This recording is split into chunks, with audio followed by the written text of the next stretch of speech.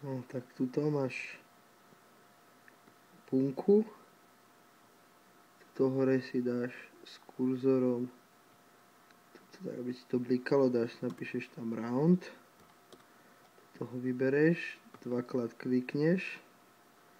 Nakoniec dáš bod kočiarku a napíšeš číslo 2 ako na 2/10 miesta a dáš tam koncovú zátvorku. Keď to klikneš, je to zaokrúhlené na 2/10 miesta a zistíš to podľa toho, že keď tuto hore pridáš 10 miesto,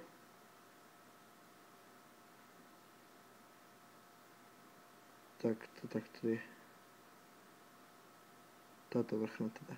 Tak keď tam pridáš 10 miesta, tak sú tam už len nuly a teda vtedy to je zaokrúhlené na 2/10 miesta.